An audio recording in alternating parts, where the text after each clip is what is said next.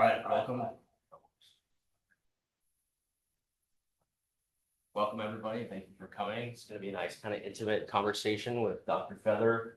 He's going to talk about tree health, early detection, things we could do, and then it'll be mostly just a Q&A, kind of nice intimate session.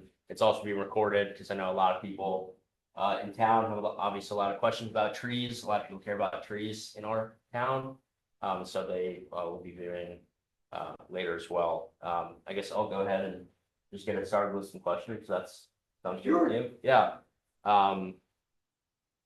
So the first thing I want to ask is, what are the earliest warning signs of tree decline that homeowners often overlook?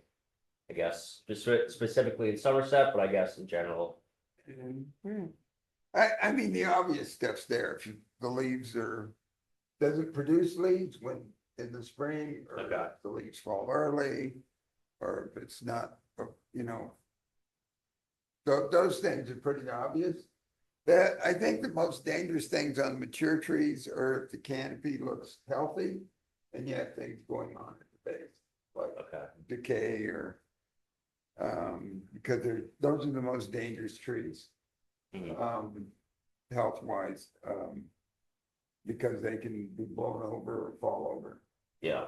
So that's something always to look for. If you see mushrooms at the fruiting bodies at the base of the tree, then that's cause for concern.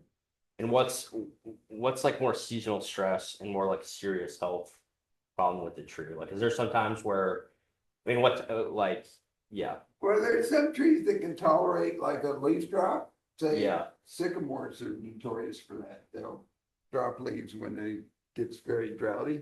Okay. And hot, and then they'll actually refoliate that year. Okay. So there's other trees that can't withstand that as well. That's why gypsy moth was so devastating, because they defoliated the tree early in the spring. And then that was depleted the resources of the tree because they've stored up all these sugars and they put out the leaves, and then all the leaves have been taken off and there's no replacement of the sugar. So a spring defoliation or a spring defoliator is more serious than a late season. One example is a lot of cherry trees here get shot hole disease in the spring, and then they defoliate in August. On Trent, we have a lot of them that defoliate early, but that doesn't really hurt the tree. It's the tree's still healthy and keeps going on. Okay. Also, I want to make sure I want to incorporate everyone. So if you have any questions or anything, feel free to. Yeah. About those defoliating trees, you know, it's normal. Well, I don't know, man. It's normal for here. That's actually. Oh yeah. It doesn't mean it's you can treat the trees, but you have to treat them early in the spring, like May and June, and it requires frequent or repeated spraying. And if it doesn't hurt the tree, it doesn't hurt the bloom. The bloom, they still bloom well. So the overall health of the tree is not harmed by that. They can't store as much energy though, can they, for the wind? Well, believe it or not, Bill, by July, scientists now say by July, everything the tree needs has been it's been done. That's why the spring defoliators are so dangerous. But by July, the tree has done what it needs to do to survive to the next season. So whatever they're getting after that is gravy. So are they suggesting not much work can be done after July on the tree? I'm a little confused by that. No. What I'm saying is that the tree has produced all the sugars it needs. Oh, okay. To survive to the next year. Interesting. By the middle of the growing season. Wow. Which is, I mean, that's also evolutionary. I mean, that's it's good that they're doing it. It's like the chlorophyll's fresh, the leaves are fresh, they're producing at high capacity, they get everything stored, and it's a survival mechanism. Because I mean, if something happens and the tree loses leaves in the middle of the growing season, trees are built for survival. All the things tree do is to try to make it to the next year. Wow, interesting. What do you find are the biggest diseases or pests that are like the biggest threat in our town. The new one is the beech, there's a nematode that attacks, beech trees now. It's been around for 10 years, but, started in the Midwest. And it's kind of spread to the Northeast, and now it's starting to show up here. So it's actually, a nematode's a worm, a microscopic worm, and it infects the palisade cells in the top of the leaf. And it's very characteristic. If you look up through the canopy with the sun, the leaves have dark color, not on all, between all the veins, but some of the veins. So it's kind of like striped. Mhm. And then those overwinter in the buds, the nematodes do. And then nobody really knows how they're spread from tree to tree. It might be by birds or insects or wind. I mean, the worms, the nematodes are very small. So, but what's interesting in the Midwest, it doesn't really kill the beech. But in the Northeast, and we have to see what happens here, but in the Northeast, it actually over time can kill a beech tree. And then, of course, beech we have in the forest.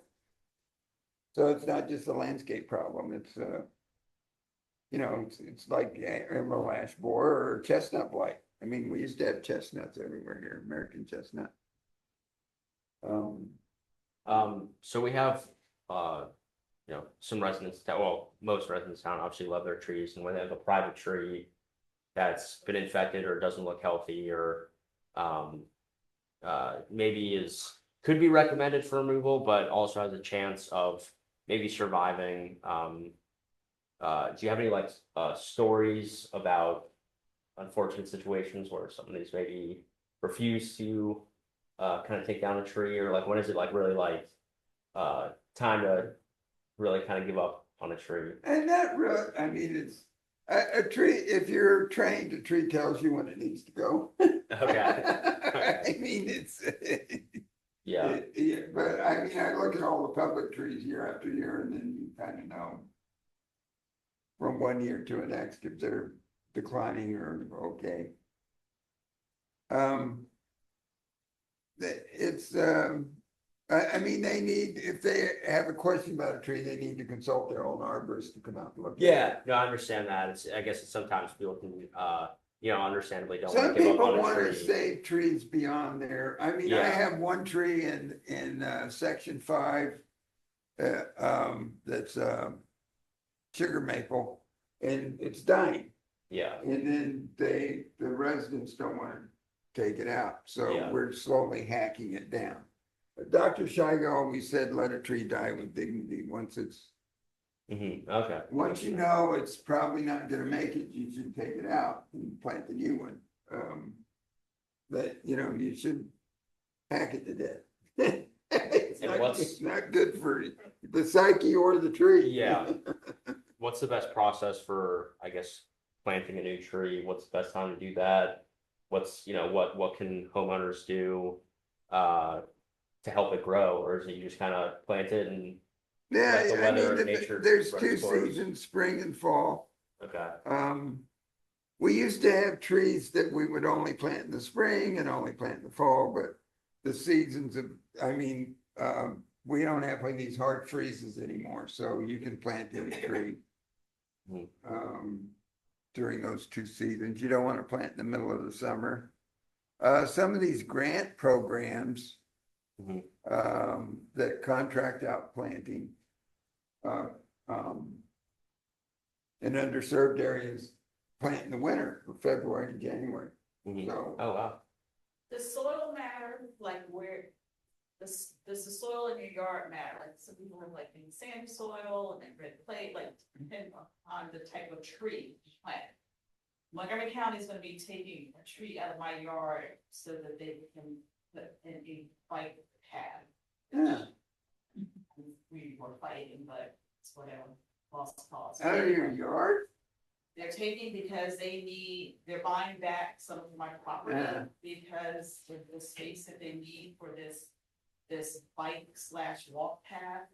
I don't mind the tree going because it's, my house was built in 1941, so you figure these trees were here long before the houses. So I'm not a fan of these tall trees. I mean, I know the importance of trees, but I'm not a fan of anything that's taller than my house, because when we get these winds, I'm like petrified, I can't sleep, I'm like, well, I'm going in the basement, so if a tree falls on the roof, I don't wanna be that person. Yeah, on the news, yeah, I was laying in my bed and I saw the tree come down, and so. They just started to death in your basement. So, at least I'll be alive, well, I'll get out from the back door. So I'm contemplating, once they take it down, I'm a crepe myrtle person, I have 3 that I've replanted in my yard from ones I've already taken down, and they've done very well. But thinking about something different, I know my neighbors, they're big fans of dogwood. But I didn't know 2-wood soil wise, is there like a better tree? If No you're, more oaks, no more oaks. if you're there Iron since, acorns. if you're there since 1941, and the trees have been growing there, the soil's probably fine. I mean, your conditions are probably okay. Right. So, dogwoods, I mean, these are all short trees you're talking about. Yeah, exactly, yeah, I don't want any more tall trees, that's enough, I can get shade elsewhere, but. The other ones, these white French trees they plant here, those are nice. Okay, I thought about those. And Yeah, they were get gonna give about- me like and a they little- grow anywhere. Yeah. And they, Which one, which tree? the white French This tree white is stuff the, there. And they along have little the seedlings bank out there to here. grow that I've been planning Oh, the to dig tennis. up one. that's Yeah. huge. And I planted some of those in the street Yeah. just to see how they'll do. They're multi-stemmed, but Yeah. we can prune them and make them work. They I'm have waiting these until they blooms take in the down. spring, like these, filamentous, blooms, and they're quite nice. They fill up with white, Right, yeah. and they're a pretty resistant tree. They grow anywhere. That's a native tree. Yeah, native trees are important, yeah. Yeah. Crepe myrtles aren't good for. No, crepe myrtles aren't no. native. Really? Redbud's the other one. Interesting. Huh, Redbud's a nice, fast growing tree, doesn't get too tall. okay, It has the pink blooms in the early spring before the leaves so go what out. does the crepe myrtle do, since it's not a native tree, what does it do, does it cause any sort of like? It doesn't cause problems, it's Okay. just not a native. Okay, just always thought they're so pretty. They are. They're not even native South, a lot of, they're Japanese, they're Asian.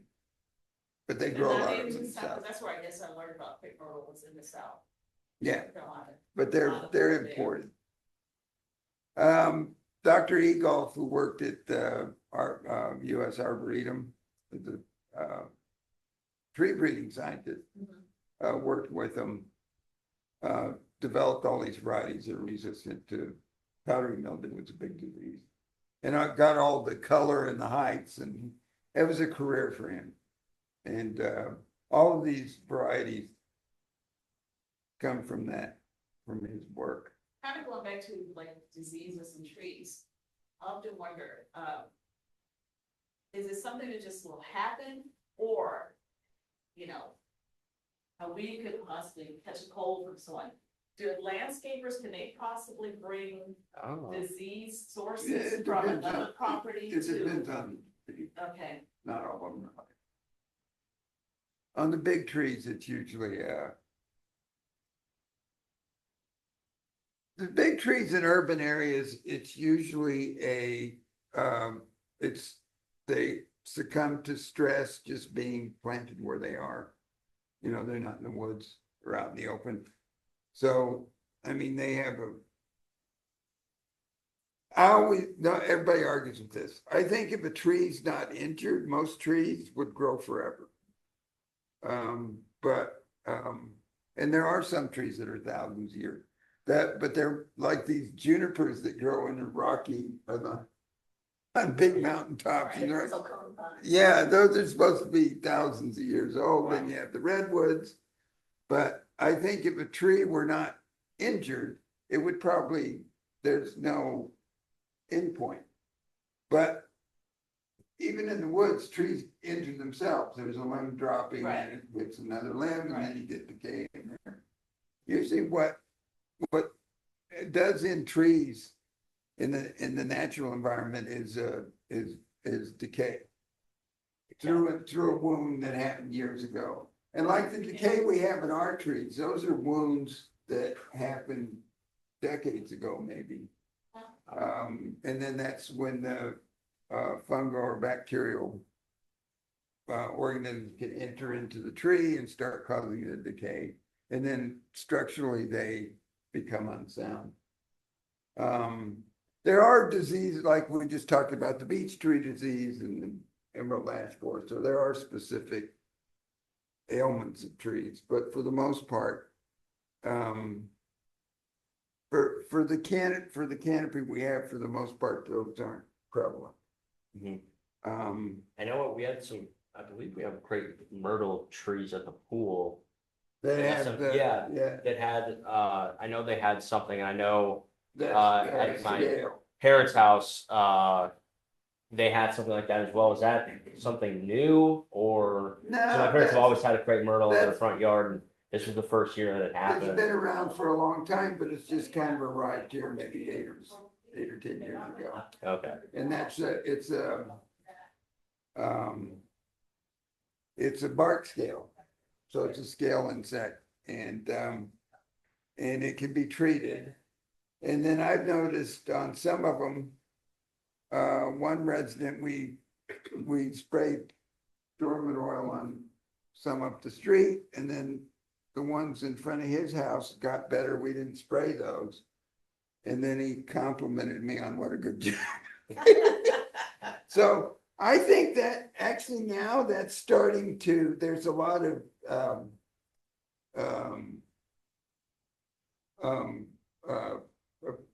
predators that are other insect predators that are starting to work on that scale in prevalence and get it down to where it's kind of hopefully controlling itself. Mhm. But I mean,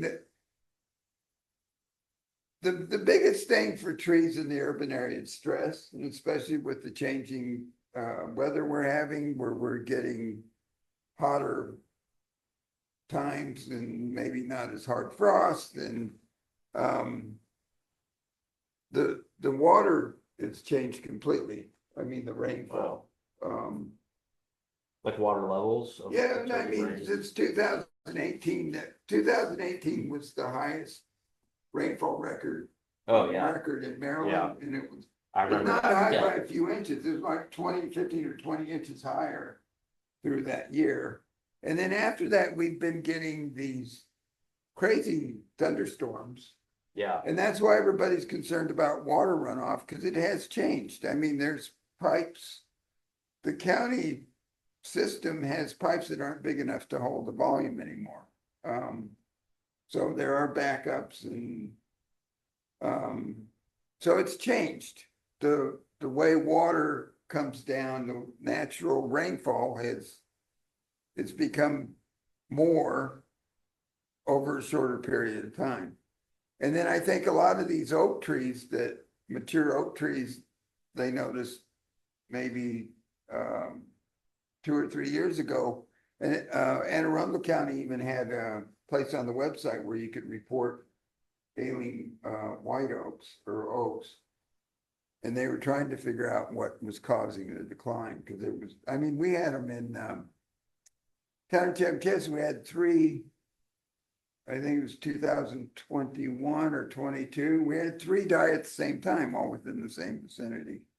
And it's not a disease, it's just, it's what everybody's believing now is that it's stress related because of the change in the amount of water in the soil. So you get these deluges and then it stays wetter longer and kills roots. And then when you get a drought, there's no roots to support the tree. And then the tree's used to what it's been used to for 120 years, and then when things change, a tree can't move and it can't adapt. So then everybody says, well, should we plant another white oak? And I go, yeah, I think you can, because that tree's going to grow and adapt to whatever the conditions are now. So trees adapt to whatever trees can't walk like we can or move like an animal, so they have to adapt to what conditions are there when they're stationary. They're always stationary, they're not going anywhere. I just recently met someone who collected the walnuts that were falling from the trees. He brought me some of them, but they didn't burn up. No, they're astringent. Yeah, These are. yeah. They're not the. Like, took me a while to kind of decide. These aren't selected I for was like, production. yeah, tell me the process and you go, and I was like, okay, let me take some. I'll buy the ones from the store. The squirrels like them. Yeah, We used to use walnuts for rough proofing our traps for muskrats. Boil the traps in walnuts, Oh, really? Wow. pretty well. So that must be like an antioxidant or Something, Yeah. the metal, I don't know what it was. interesting. That's fun. We had a lot of time there. If you have a big walnut, there's plenty of nuts. So your point about changing weather and less rain, I was at a program a couple of months ago. And the speaker said that I guess this year there's been less rain than usual, and that we need to water. I think she got a question about watering new trees, but she said because of this, not just new trees, but even established trees really need to be watered. So I guess my question was, one, do you agree? And then two, this was for early November, and at that point, I didn't want to put a bag or water on the tree and then have it freeze. So I guess, one, do you agree? And second, is there anything that can be done, or we just have to wait till it's spring? We had a really dry winter last year. Last year was very dry, the winter. And then it rained a little bit in the spring, and then it got dry again. July, August, and now we're still in a drought. So, And see, would you recommend trying to put water on? mature trees, it's pretty hard to water a mature tree. Unless you're watering the area anyway, like a lawn or something. Well, I wasn't thinking like our really big trees, but we have some trees that are not brand new, but relatively. Yeah, I mean, they just, especially evergreens, Yeah, probably need a little more. And the way to do that is just go out and feel the soil. If it's dry and you're concerned, then you should put a sprinkler or something on it. And can It's you hard do to that- do in this weather. Can you do that this time of year? You have to wait for warm days. Yeah. So, yeah, it's supposed to be Okay. 57 on Thursday. I Okay, so mean, one more day in watering that still can have some benefit. if you're concerned, yeah. And if you have a brand new tree, and especially if it's a holly or an evergreen, that probably needs water whenever you can during the winter. And what do you think about these green bags? I think we saved lots of trees with them. And the reason is it's because it's there and it's something to fill out. So it's like a reminder, plus, you put 20 gallons in it rather than standing, before 3, Right. it's almost time to go home. Let's get this tree These watered. are I guess they're called gator bags, right? Yeah. Gator bags. Skater bag was a trade name there. I mean, now, And you can buy them just online or from any like yeah, Snyder's. Amazon's the best place. Amazon, The cheapest place. And you But still- again, but you use that during the winter when it might freeze, that seems like that's gonna hurt the tree, but you've got a bag full of water, it freezes. Yeah, in the winter, I just water with a hose. But for a 1 day. And then what you do is every 7 to 10 days, if it's droughty and hot and dry, then every 7 to 10 days, you need to fill up the bag.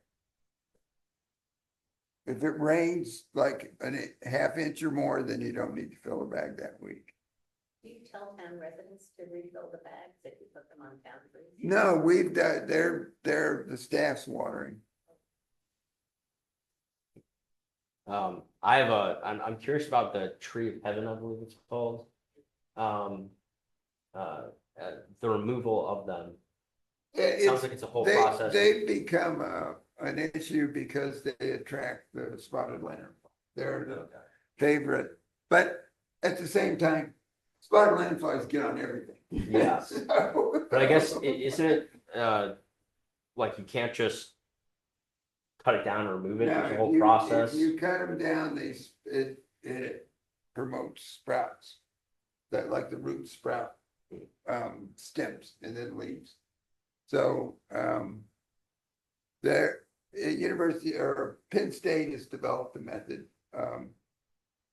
where you wait until summer, like middle of summer, and you can do this up until just before leaf fall. But you you can either do a bark treatment or what they call a stick and squirt, where you actually use a small axe to make a chip Mhm. in the bark, and then you squirt it with the herbicide. So what you're doing is killing the tree before you cut it down. So So that's something that has to happen for a lot of different trees, a lot of different tree No, species, or tree it's heavens, very. tree heavens pretty much, I think mulberries might do that, but tree heaven's notorious. If you cut it, it just, all of a sudden you have a forest of tree heaven around it. Wow. So we have a big group on Dorset, behind that two houses. I mean, I'm gonna propose to remove those this summer. So, and it's mainly because of they do attract the spotted lanternfly more than another tree. Plus, we should replenish those with a native tree when we can.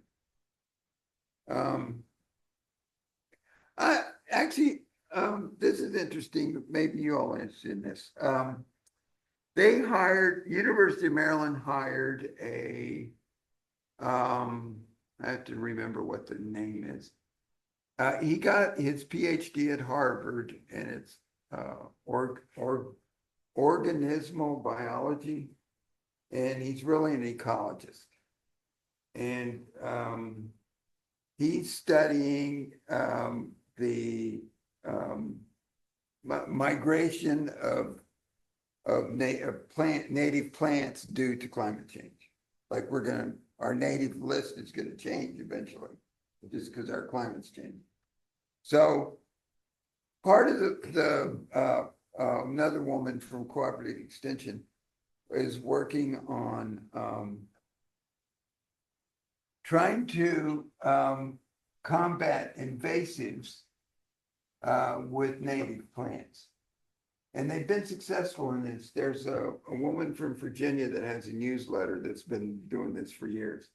But what they're gonna work on is the Japanese stilt grass that grows in shade and sunlight. So it's very hard it's tough to find a native that's gonna do both, or it's gonna be a combination. But you'd be interested, Bill, they're trying to not use herbicides anymore, but just plant natives that outcompete what you're trying to get rid of. I'm sure you need gotta to. give them a chance though first. Well, you need to beat it down, I'm sure, before you start, but depending on Because the invasives will outcompete them every yes. time. Well, that's the idea. They're trying to find other plants that will outcompete the. Armor honeysuckle and burning bush, for instance, are very hard to. Yeah, those probably, Compete.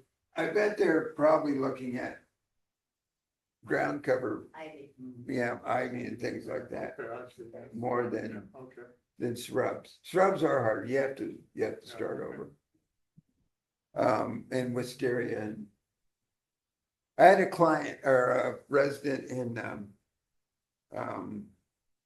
Cheverly that showed me, he had his whole yard, they just bought the house, his whole yard was covered with wisteria in the backyard. And then he's been hacking it through, I think, 2 summers and got to where you can have a yard. And then, but a lot of that came from the park that the county operates that's behind him. There's both bamboo and ivy. But what I was looking at is, too, is,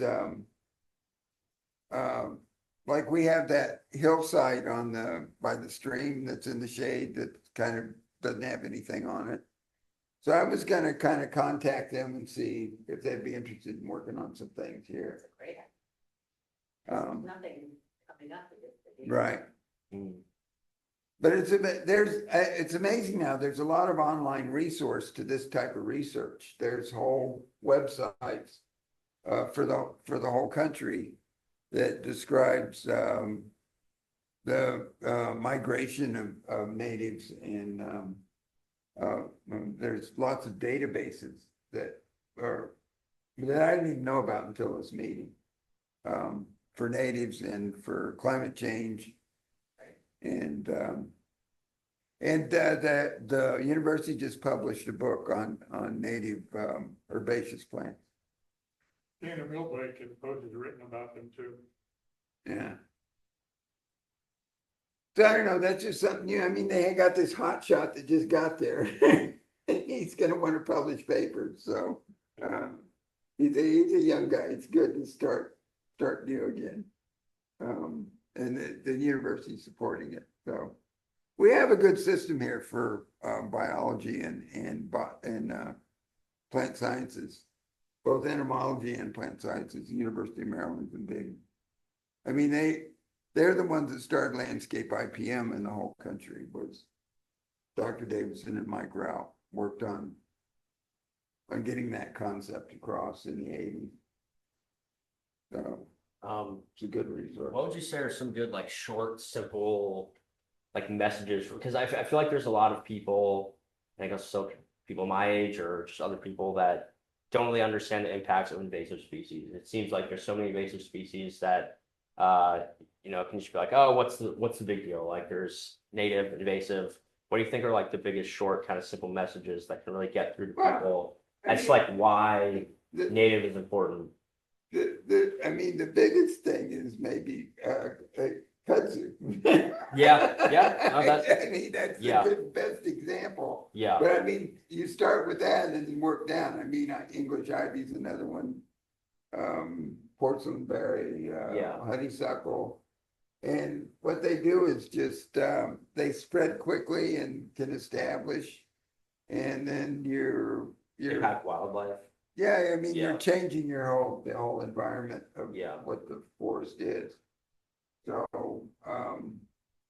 Well, from what I read, the berries in a lot of the invasive plants aren't nearly as nutritious. right. For instance, honeysuckle has these beautiful red berries in the fall, Yeah. but they only have about 40% or 60% of the fats of native plants. So when birds eat them, they can't They're not migrate getting on what they need. that diet. Interesting. So they're out competing plant berries that are much more healthy to the native fauna.